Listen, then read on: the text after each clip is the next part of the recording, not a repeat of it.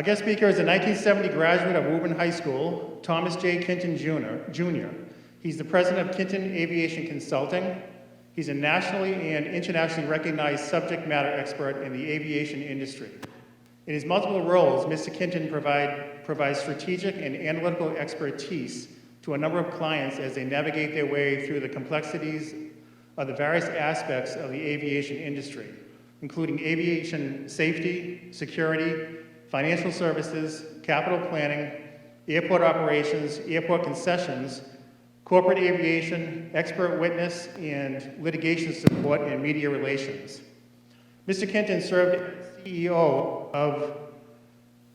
CEO and Executive Director of the Massachusetts Port Authority from August 2006 to June 2011, culminating a 35-year career where he received numerous awards for excellence in safety and security, airport operations, and customer service. He also served as Director of Aviation and Director of Operations at Massport. Mr. Kinton holds a Bachelor of Science degree in Civil Engineering and a Doctor of Commercial Science from Merrimack College.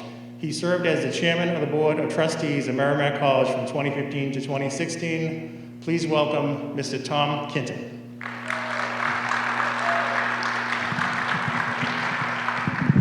Thank you, Brian. Good evening, everyone. I'm going to start off this evening with a short animation video, followed by a very short video to show you the airspace over the United States during 9/11 when it was shut down by the FAA. A couple of things to watch for in this animated clip that I'm going to show you is certainly there were two flights out of Logan on 9/11, and as an airport director, your worst nightmare is to lose an airplane. Well, I lost two that morning. American 11, which was the first aircraft to depart Logan to LA, followed by United 175 about 15 minutes later, that also went into the towers. Flight 11 hit the North Tower, and Flight 175 hit the South Tower of the World Trade Centers. Things to watch for in this animated clip and listen to is certainly the flight numbers, but very eerie sequence of communications when 175 is in the air and it hasn't been hijacked yet. It's being asked by the air traffic controllers to look out their window and can they see Flight 11, because they had lost contact with Flight 11. Flight 11 wasn't answering, it was hijacked, and 175 was about to be hijacked, but at this point in time wasn't. And then another piece is flight attendant on board American 11. She was the number 3 flight attendant, Betty Ong, where she makes a phone call from the back of the aircraft. This was back in the day, if some of you recall, had the telephones on the back of the seats that you could take off and swipe a credit card and make a phone call, and she's calling from the back of the airplane, indicating that the cockpit is not answering because it's been hijacked. A person's been stabbed in first class, a flight attendant's been stabbed, and there's a smell of mace on board the aircraft. So, a very poignant exchange there of a brave flight attendant as that aircraft is meandering through the skies over New York, soon to make a turn, heading for New York City and making the first strike at the North Tower. And the other thing to listen for is Mohammed Atta, who is the terrorist in charge on Flight 11, if you will, where he keys the mic thinking he's talking to the passengers on board the aircraft, but he keyed the wrong mic. He's actually on air traffic control, so air traffic control is hearing him as well as other aircraft in the sky, where he's saying, "Stay seated, we're heading back to the airport, nobody make a move, you will be safe," words to that effect. You'll hear it, but again, it's a very, I think, nice sequence of events to show you what went on board, at least Flight 11, and soon after that, Flight 175. And as you know, there were two other aircraft that morning. Flight 77 out of Dulles International Airport, Washington, D.C., which struck the Pentagon, and then Flight 93, which was out of Newark, and that flight never made it to its ultimate destination. The terrorists were overcome on board the aircraft by the brave passengers, so you recall that, but there were 4 aircraft that morning that actually crashed.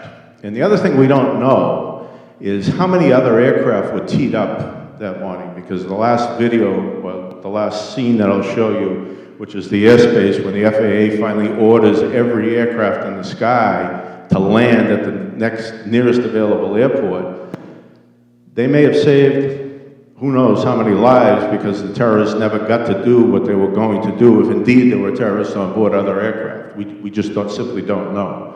But again, I want to start off by showing these 2 pieces, and then I'm going to go in and tell my story of where I was on 9/11 and everything that happened. To me, that day and the subsequent days, and then ending with the shoe bomber, which I actually got 3 months later. I guess I didn't have enough on 9/11. I had to get the shoe bomber 3 months later on December 22nd on a diverted flight from de Gaulle Airport to Miami that diverted into Boston with an Al-Qaeda terrorist on board with a bomb in each shoe. So I'll tell a little bit about that as well. So first animation, let's show that.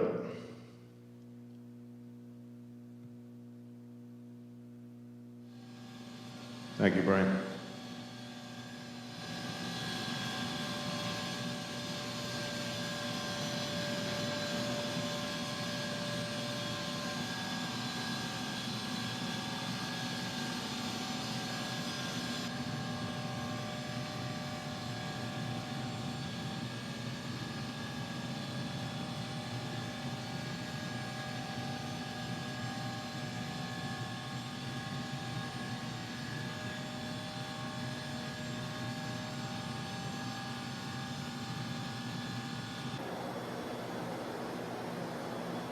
American 11 turn 20 degrees right.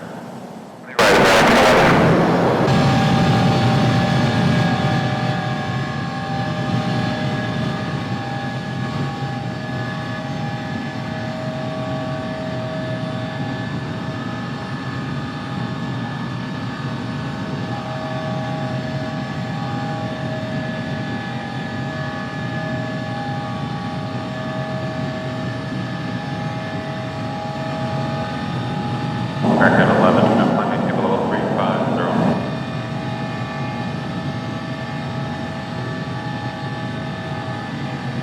American 11, climbing to below 350.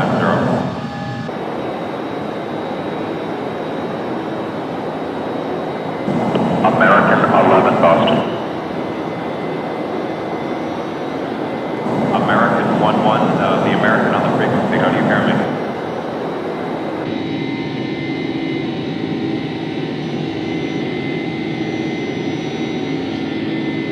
American 11, if you hear Boston Center, recontact Boston Center on 127.82. That's American 11, 127.82.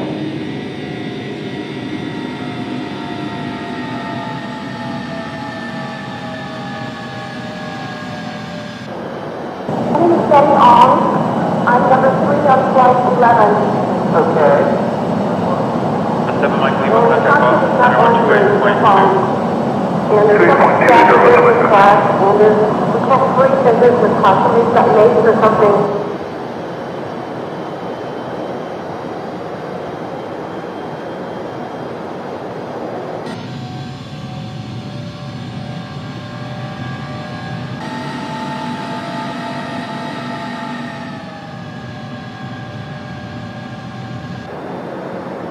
Is that American 11 trying to call? We have some planes that stay quiet and we'll be okay. We're heading to the airport. And who's trying to call me here? American 11, are you trying to call? Nobody move. Everything will be okay. If you try to make any move, you'll then do yourself and the airplane. Just stay quiet.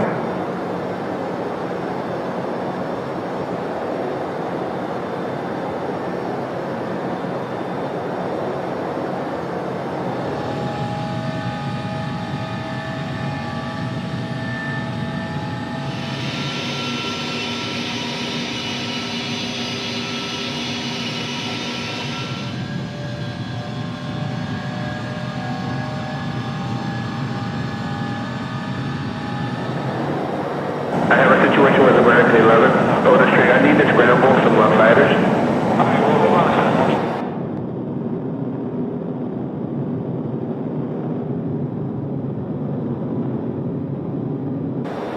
Nobody move, please. Going back to the airport. Don't try to make any stupid moves.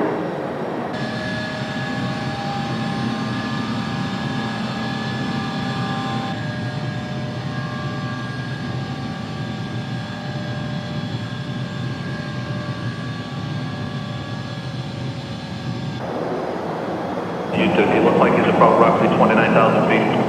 Yes, that's obviously just an estimate, but that looks about right for him. Okay, United 175, you have a bunch at 12 o'clock now, 10 miles. Affirmative, we have him, he looks about 20, yeah, about 29, 28,000. Okay, thank you. United 175, 30 degrees to the right. I want you to keep away from this traffic. 30 degrees to the right, United 175 minutes.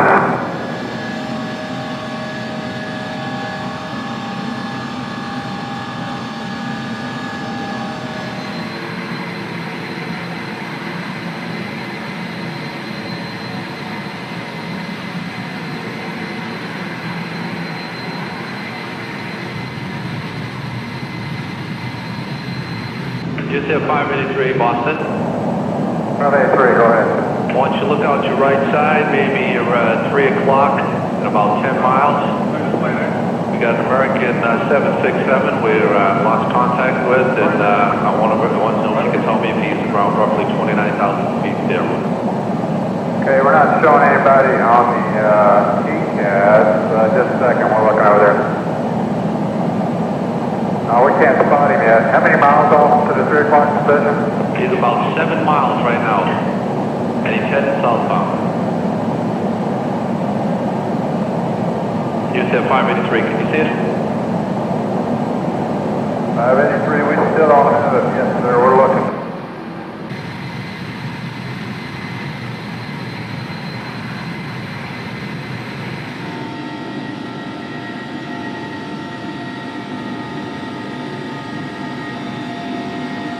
Roger, Boston, start power. All right, Boston Center, TMU. We have a problem here. We have a hijacked aircraft headed towards New York, and we need you guys we need someone to scramble some F-16s or something up there to help us out. Is this real world or exercise? No, it's not an exercise, it's a test.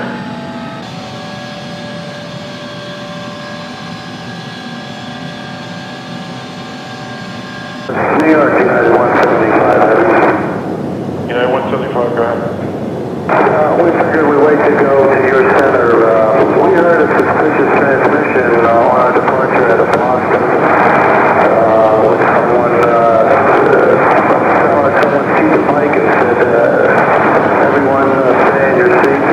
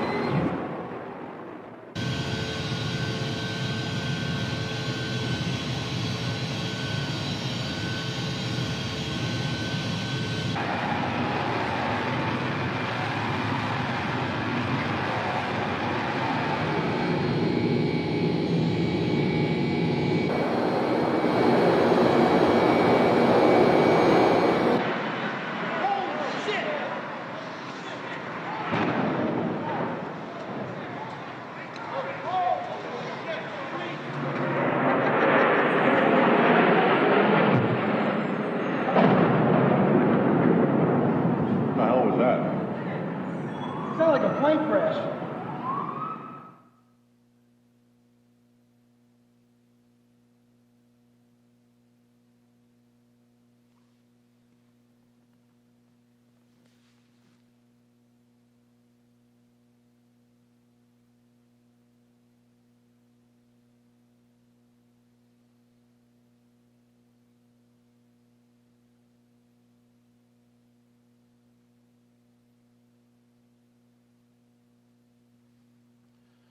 Okay, and as you can see, the fighter jets, unfortunately, were deployed too late. Again, a lot of confusion.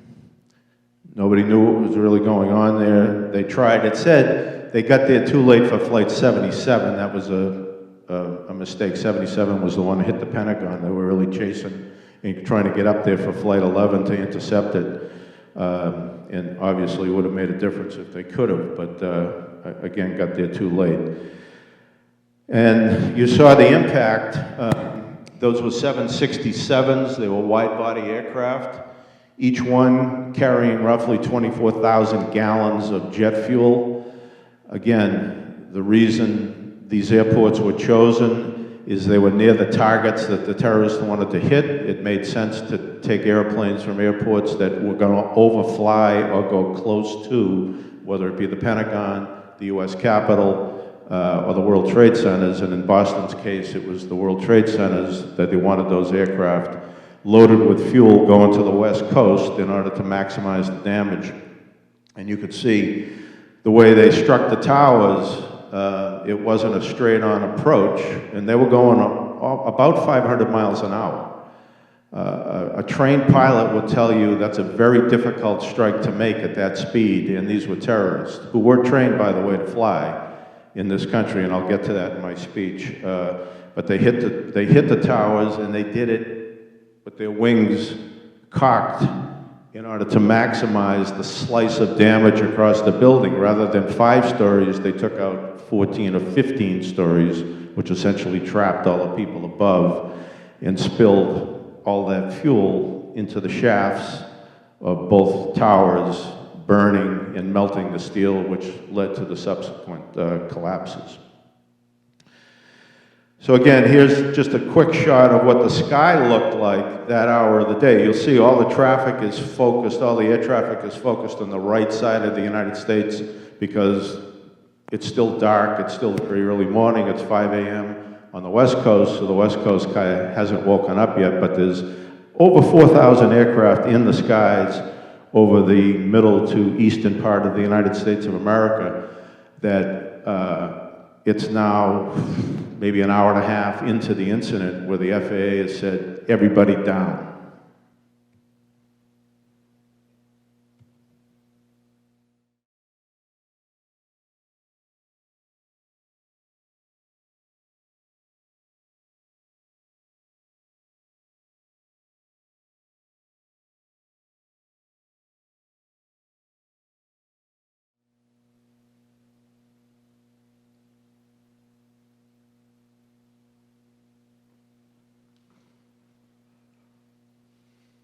Again, an amazing act there to get all those aircraft down that quickly.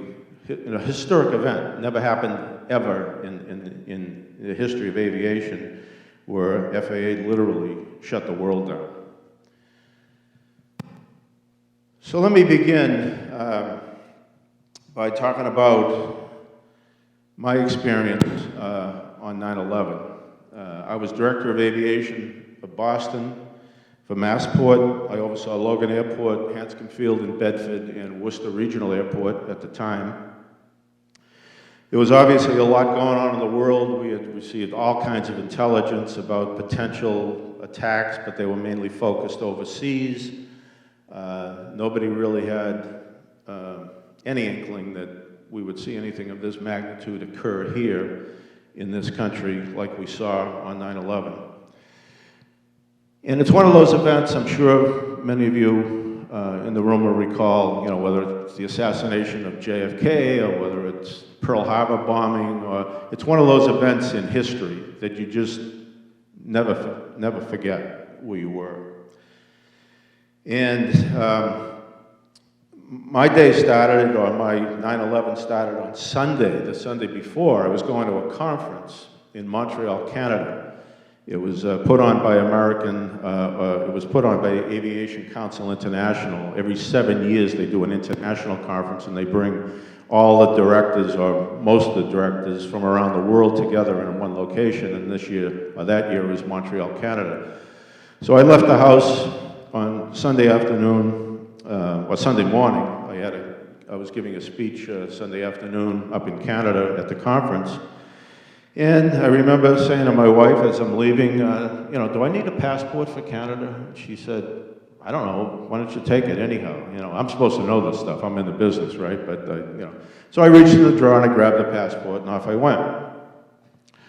So I'm landing in Canada, I'm landing in Montreal that afternoon, around noontime, and I take out the passport and it's my wife's.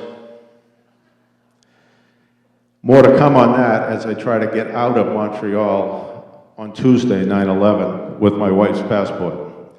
So I got into Canada okay, that was fine. Produced a driver's license and I was in, but not knowing what was in store for me on Tuesday, that's another story. So the conference went fine, I gave my speech. Tuesday morning, I was in the exhibit hall, and as it was my practice, whenever I was traveling, I called the office and spoke to my director of operations, checking in, seeing everything was okay, and he said, everything's fine, it's a beautiful day here today, I'll see you on Wednesday. The next day when I was returning, I said, okay, take care. And I was with a couple of members of my staff, and I heard somebody in the background say, a plane just hit a building in New York. And I said, did you hear that? He said, no, what was that? I said, somebody said a plane hit a building. He said, you want me to call Massport Operations and see what I can find out? I said, yeah, give him a call.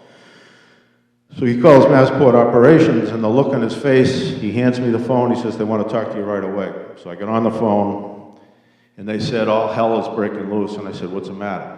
And they said, we're missing American 11, they can't raise it on the frequency, we don't know, some plane has hit a building, we don't know if it's the Boston aircraft, there may be others involved.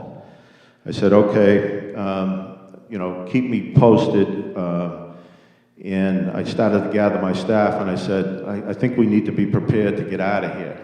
Something's up. So I called my secretary, and I said, start making arrangements for me to get home, get me a plane ticket. And then she said, well, your director of operations wants to talk to you right now, along with the director of public safety. And I said, put him on. And they said to me, we've now confirmed that American 11 has been hijacked.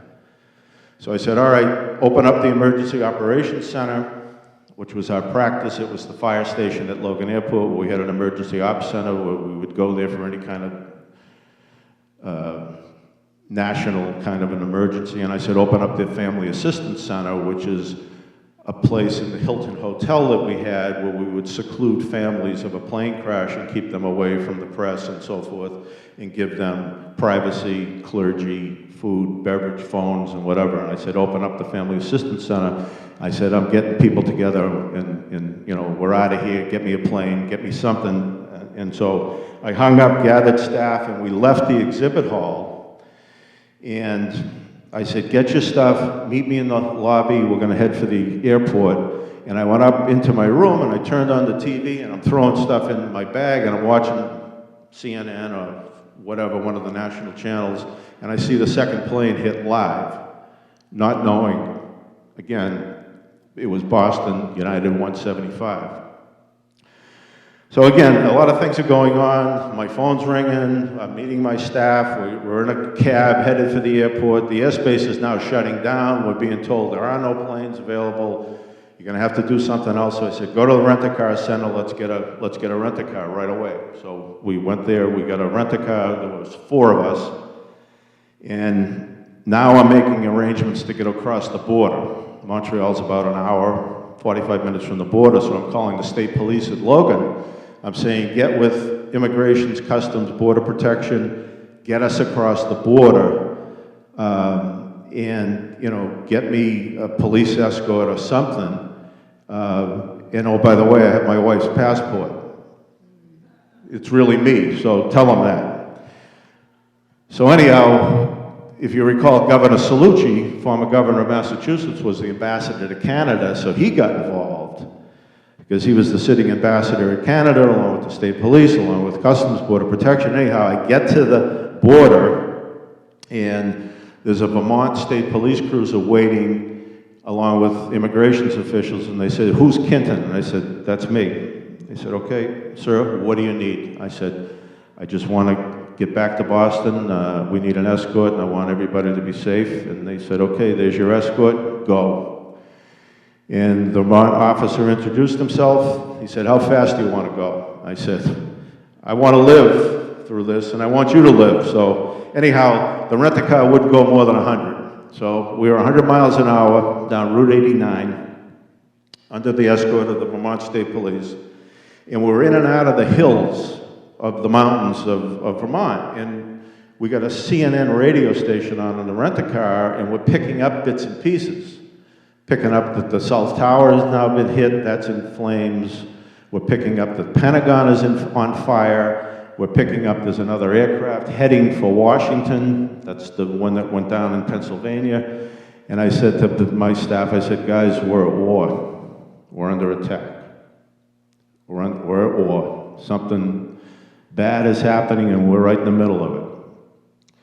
So again, I'm making sporadic phone calls. I made a call to my wife at home, who said, "It's terrible." She was watching on her TV and just saying, it's terrible. It's absolutely terrible. And so anyhow, we leapfrogged to a New Hampshire cruiser that met us at the border. We gassed up on the state of New Hampshire, thanking them for that. And we continued the escort, and I got a phone call indicating that the state police wanted to pick me up in an aircraft in New Hampshire. So we diverted to an airport in New Hampshire, and a fixed-wing state police aircraft was there waiting for me and another person. We couldn't put everybody on board, so they put me and another staff person on board, and I flew the rest of the way. Again, told my wife what was going on. I said, "I'm going to be in an aircraft. We're coming back." And sure enough, we're up there, and I'll never forget this. I look out the left side of the aircraft, and an F-16 is right there on our left wing. And I'm going, "Thumbs up, dude. You know, we're okay. We're the good guys, all right?" But they were right there, and they were looking at us, and we're the only plane in the sky. Everything is grounded, and we're the only plane authorized to be up there, but the military was still all over us. And my wife ended up telling me the story that she was out in the front yard talking to neighbors who were concerned with what was going on with me and the airport and so forth. And we flew right over the house. I didn't know that, but the neighbor said, "Look at that Yahoo up there. Can you imagine that plane?" And she goes, "Yeah, that's Tom. He's." So we continued to Logan. We landed.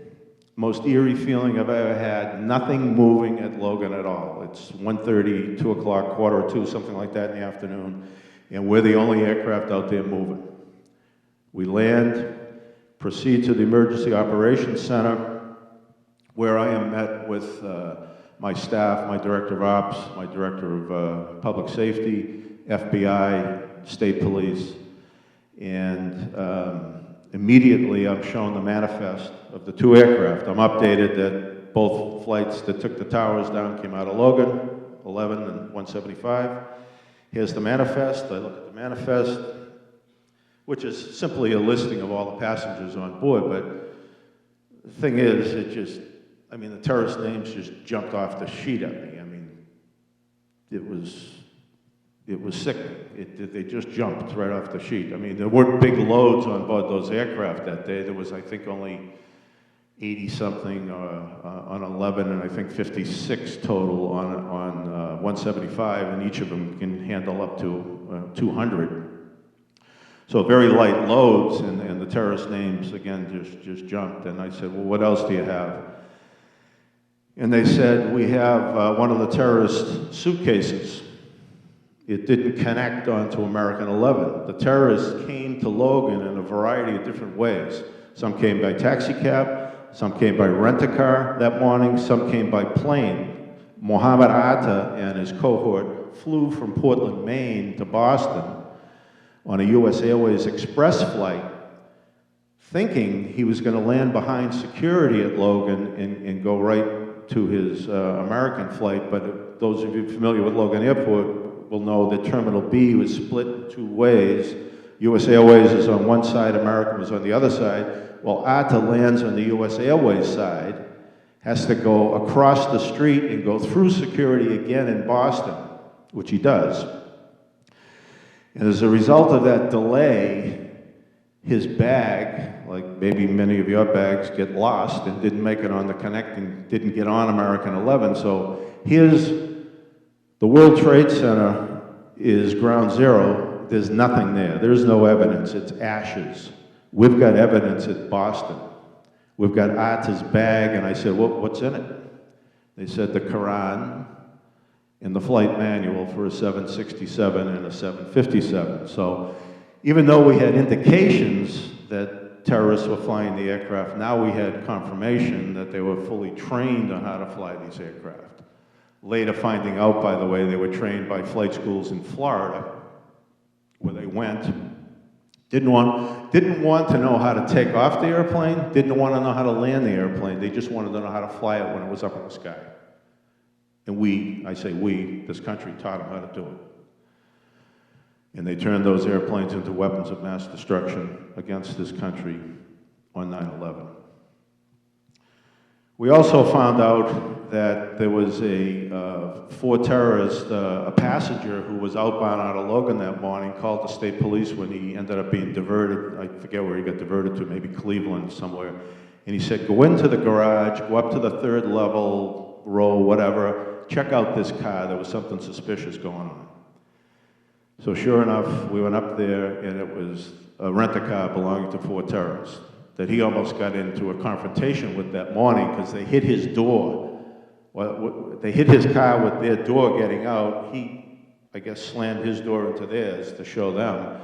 And they didn't want any kind of a confrontation, so they just stood back, and he went off to his flight, but he called it in later, and it was four terrorists who, again, didn't want their cover blown by getting into an altercation with a customer in the garage. We also later found out that terrorists, as they went down the American Airlines concourse in Terminal B and the United Airlines concourse in Terminal C, they went to payphones and called each other across the concourses and said it's a go for the attacks. So we had a certain amount of evidence that day that was later utilized to piece it all together. And, you know, the airspace was still closed around the country, around the world for that matter.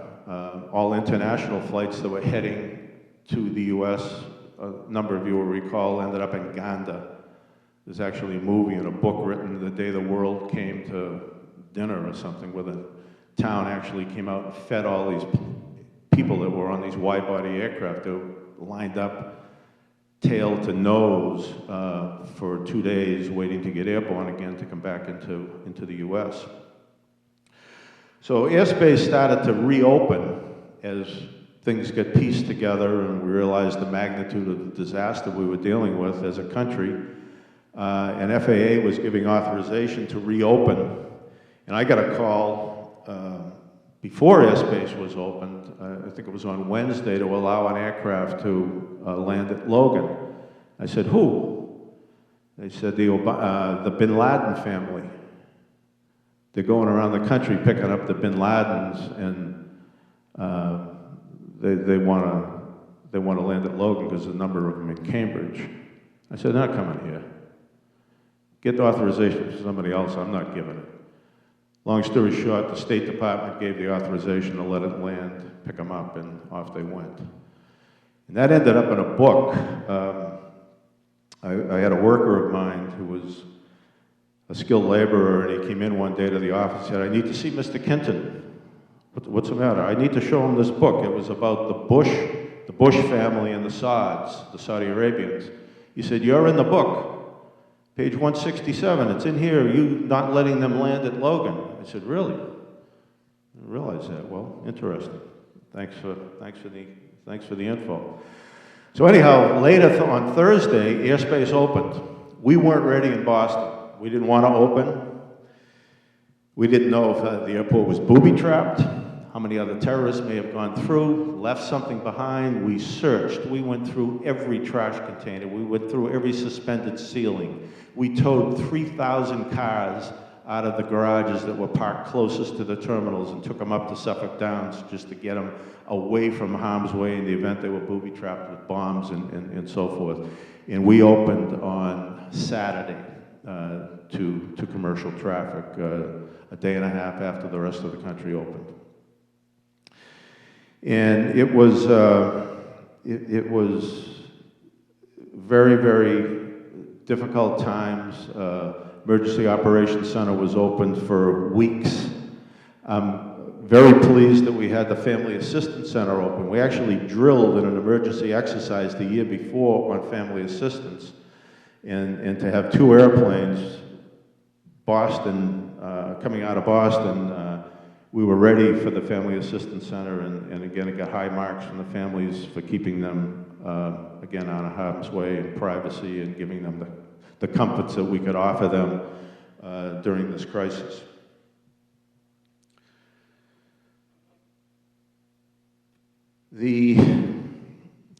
Fast forward now to the shoe bomber. You know, there was another event actually on November 11th, if you remember. There was a plane crash in Queens. A wide-body American aircraft went down in Queens, and immediately all of us thought it was terrorism again. And we were under enormous pressure. It was November 11th, actually. It was 1 month to the day. It was Veterans Day, and I got the call, and I was racing into the airport, and there were certain staff saying, "We need to close the airport, we need to close the airport." And I said, "Why?" "Well, we don't know I said, "You're right, we don't know. Has FAA, FBI have we been given any guidance at all?" And they said, "No." And I said, "Well, keep the airport open." Which we did. It ended up being a pilot error overstressing the rudder of this aircraft, where 238 people died in Queens on an American Airlines flight, but had nothing, thankfully, again, it was a tragedy, but nothing to do with terrorism. Obviously, a lot of intelligence is going back and forth between airports, FAA. We're changing the way we do security. We had to. I mean, they beat us. The terrorists, beat the United States of America that day. Nobody did anything wrong. Nobody got bombs through security. Nobody got Uzis through security that was reported in some of the fake media, I guess I'll call it. We've all heard that terminology recently. But it's true. There were stories in the front page of the Boston Globe that reported that the terrorists had Uzis and bombs and stolen Massport IDs on board the aircraft. Nothing further from the truth. Nothing further from the truth. We know what the truth was. We got those calls from the brave flight attendants who gave us eyewitness reports of what was going on. They were slicing the throats of passengers and crew with box cutters, razor blades.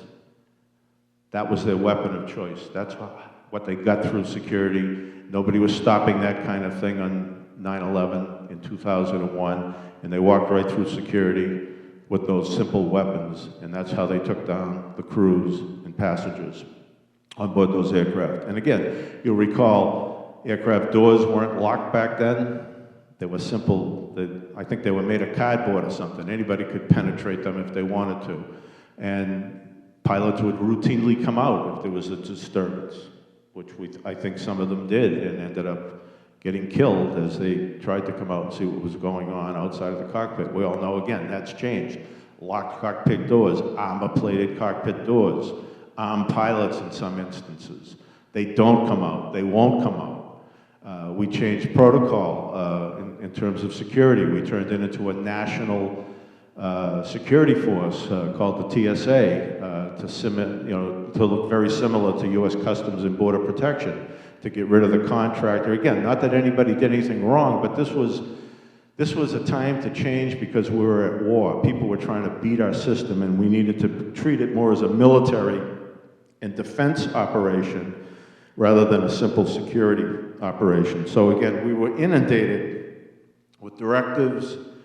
We moved towards arming our state police. Again, I'm getting to the shoe bomber, but I'm leading up to some other things. I authorized arming our state police with automatic weapons. Who would have thought that? Walking the halls of Logan Airport with automatic weapons, but we needed to face the danger that we were being confronted with the equal, if you will, resistance in the event somebody wanted to try something. You need to give the people the weapons they need to put down a potential terrorist operation, and that's what it called for. The experts said, you need automatic weapons, train them in automatic weapons, more bomb dogs, more undercover. We hired the Israelis, the best in the business. We went right to the former head of the Mossad in Israel, brought him to Logan. He trained our state police in a number of tactics, one of which we called sort of you questioning people and sort of tactics of looking at people's actions and then going to those particular individuals and questioning them. And some say it was, you know, we were profiling. I said, yeah, we're profiling behavior. We're profiling bad behavior. I went on ABC National News and I was pressured saying, you are profiling, aren't you, Mr. Kinton? And I said, no, we're not. We're profiling behavior. If somebody exhibits behavior, I don't care what color they are, what they look like, what they're wearing, that's the person or persons we're going to pull aside and question. And that's how the Israelis trained us. They trained us to spot that kind of behavior, zero in on it, and then do a simple Q&A exchange that goes something like this, like, where are you flying to today, sir? Well, I'm flying to Florida. May I see your ticket? Well, I don't have a ticket. Well, how are you flying to Florida if you don't have a ticket? You know, so it begins to unravel. If they produce a ticket, it's fine. But why are you in the international terminal if you have a ticket for JetBlue? You know, it's very simple process of Q&A that leads you to either unravel something that somebody's up to something and doesn't belong there, and if they do belong there and they produce the right documents, you say, have a nice day, and you know, safe travels, and proceed to the next Q&A person that you encounter. So we were changing things on the fly. We had to. You couldn't simply rely on past practice of the way we did things because the world changed on us very, very significantly on 9/11. So on December 21st, it was a weekend. It was a Christmas holiday weekend, and we had some, again, heavy intelligence that it was a Christmas weekend around the world and be on high alert, something potential, again, nothing specific to Logan, nothing specific to Boston, but just generalization of high alert. So I was in the airport on that Saturday, I think it was December 22nd, and I got a call saying there was an aircraft diverting from De Gaulle, Miami to De Gaulle, Boston, and it was 3 hours out over the Atlantic, and they had a person they think was smoking a cigarette. I said, okay, you know, bring him in. 2 hours later, we get an update. It's no longer a cigarette. They were trying to light their shoe on fire, and a flight attendant has tackled them and tied them up with fellow passengers, and they have belts and other things wrapped around this particular person. And so we were prepared. The next hour, we got an update. They've got both shoes off the victim that they was trying to light on fire. We don't know yet that they're bombs. And this aircraft lands at Logan, and as we do in these emergencies, we divert the aircraft to a remote part of the airfield. FBI, state police, bomb teams board the aircraft first. Everybody stays in their seat. We go on board, we pull these shoes off along with the individual. I don't remember if the dog hit on it. I think the dog did hit on it, as well as we x-rayed them with a portable x-ray and noted that they were wrapped in military det cord with improvised explosives. 2 shoe bombs on an Al-Qaeda terrorist, a British national. He wanted to fly, we later found out, December 21st out of de Gaulle, but the French authorities wouldn't let him fly. He showed up with no luggage, cash, one-way ticket. You know, every flag in the world should have gone up, and it did go up for the French, and they didn't let him fly. And it happened to be the anniversary of Lockerbie, by the way. If you remember Lockerbie Pan Am 103, that was blown out of the skies. Prior to that, the 1990s, this person we refer to as a mule. They carry the bomb. They're the carrier. They're not the bomb maker. They're not sophisticated. They're the carrier. And he came back on December 22nd and was allowed to fly. Fortunately, he was trying to light military det cord with a match, and that doesn't work. You need a striker to get it going. And again, the brave flight attendant, who knows, he maybe could have got it going if he held the match there long enough, but a brave flight attendant smelled it, tackled him along with fellow passengers. His seat was right over the center fuel tank of a 767, American Airlines Flight 63. That would have been under water somewhere over the North Atlantic, God forbid if he had got the bombs ignited. He didn't, diverted to Logan. By then I thought I had multiple dark clouds following me around because, you know, 9/11 was enough, and now I got the shoe bomber, and I got an Al-Qaeda terrorist, and I got 2 bombs. Breaking news around the world, obviously. I remember we held a press conference to tell the media what was going on, and they all literally ran out of the room, and it was breaking news around the world. And again, my wonderful wife called me and said, "You're on the front page." I'm scanning the internet, and you're on the front page of the London Times next to bin Laden, you and him. I said, "Oh, that's good." I finally made it, I guess. But yeah, and they wanted me on the Today Show on Monday morning. Staff said, "Hey, they want you on the Today Show." And I said, "I'm not going." "What do you mean you're not going?" I said, "I don't know anything about this. I don't know who this guy is. I don't know where he came from. I don't know. I don't have any answers, and I'm not going. Let somebody else go." And a certain amount of the staff was disappointed, but I wasn't, because that's a no-win situation. We did our job. We did what we had to do, and thankfully, a terrorist operation went bad, and another aircraft was prevented from going down. And again, once again, here we go. The world is changing yet again because of this incident in Boston. So that's my story of where I was on 9/11 and what I was up to in the subsequent days and months afterwards. And it seems like yesterday. It's a little over 18 years ago. It'll obviously never leave me, and I can't say there's another airport director in the world that saw anything like this. I hope they never do. Why me? Why I was there? I don't know, but it's amazing what happens. Your training kicks in. You have wonderful staff around you. You have professionals.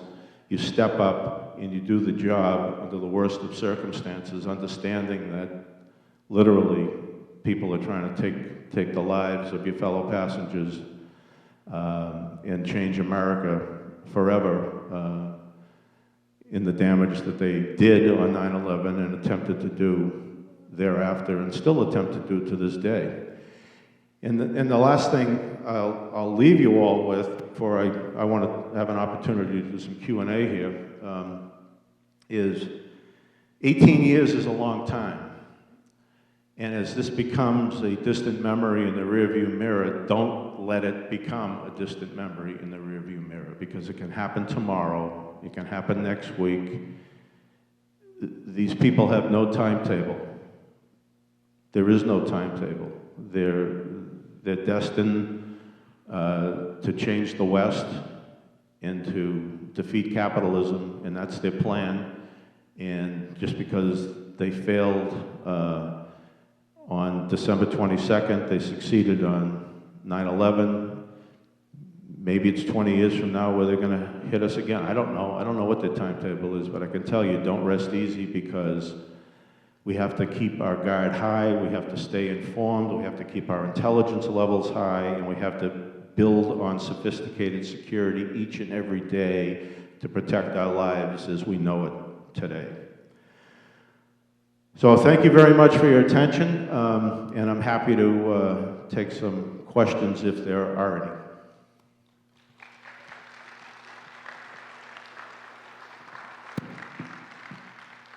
Yes.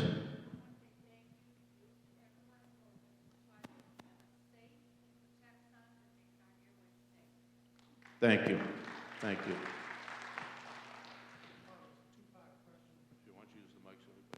Two-part question, but probably results in the same answer. What would have happened if those fighter jets did get to New York City? What would have been the result? And what happens today if an aircraft gets hijacked? Yeah, it's just as I say, I think I said, no pilot would fly that airplane into those buildings, because they would have ditched that aircraft, okay? I'm going to get to your question in a moment, but no pilot, you say, even if the pilot had a gun to their head, they're not going to fly that airplane into the World Trade Centers. They're going to do their magic, and they're going to ditch the airplane, they're going to crash it, they're going to do something to save a lot of lives. In the instance of the military,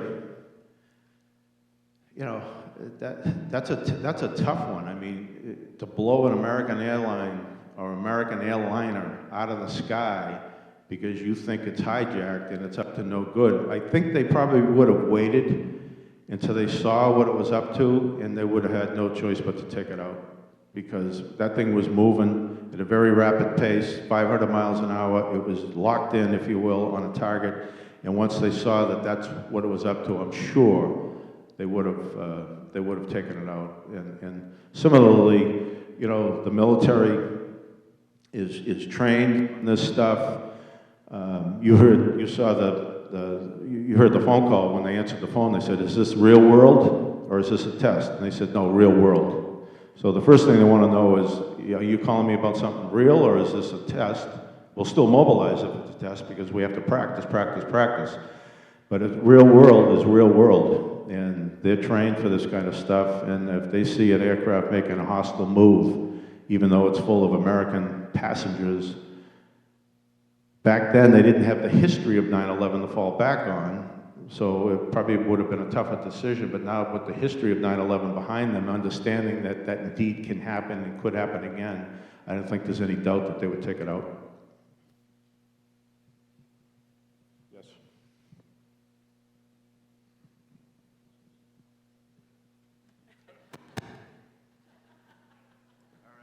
All right, thank you. All right, so with your experience having worked at Massport, and with all the procedures and safety practices you put into place, what is the success, or I should say, lack thereof success rate of this happening again? And what is the success rate of the TSA not allowing these types of things to happen? I don't think I certainly can't answer what we have prevented as a country, not just Logan Airport, but as a country. When you put these security measures in place, what have we stopped? Because you don't know. You don't know what you don't know, but I can guarantee you we've stopped something. Because of what the Israelis taught us about doing layers of security. Don't just put up one line of defense, put up 5 lines of defense. They call them layers of security. So it starts in the parking garage, it goes into the terminal building, it goes to the security checkpoint, it goes to the gate, it goes to the aircraft. You've got layers and layers and layers and layers. Don't just rely on one single point of failure. You know, don't just set yourself up. You've got one single point of failure, you fail, it's over, right? But if you've got 5, what are the chances you're going to fail 5 times? Probably not. So I used to tell people, you know, we're spending billions of dollars as a country. What have we prevented? Nothing's happened. That I can tell you, right? Nothing's happened. So I got to think it's worth it. It's working, but it gets stale. And they figure out how to get around you So you always have to be thinking about, we call it red teaming. Where are they going to go to try to get us? And then we have to be there first. So sit around a table and say, all right, if you were a terrorist, what would you do? How would you try to take us out? And you have to constantly do that. And once you get complacent, you know, it's over. Yes.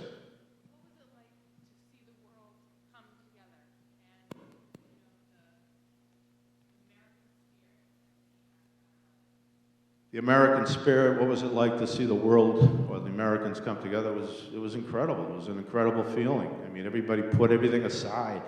There was no politics, if you will. It was about the single event. It was about, we just get beat, we just get hit hard.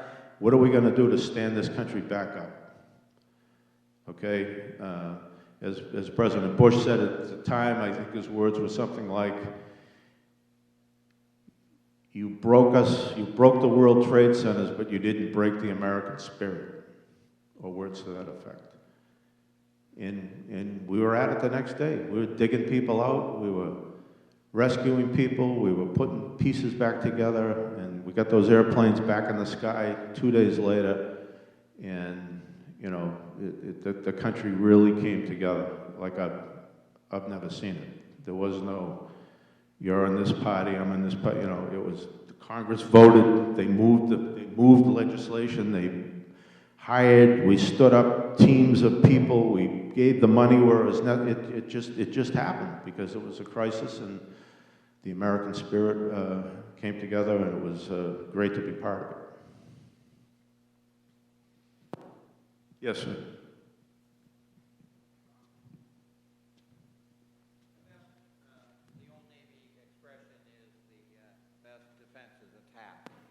And I'm curious what efforts there may have been to actually have American propaganda into Arabic and to these countries, because many of these countries are breeding grounds for these kinds of things.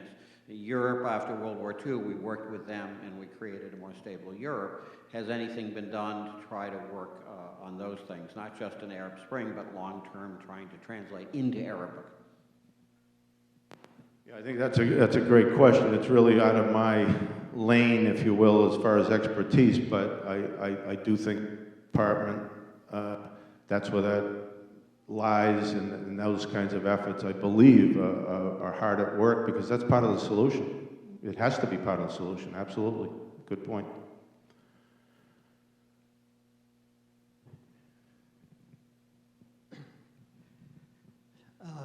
My wife and I had a very vivid experience of being over in Dublin, Ireland on 9/11.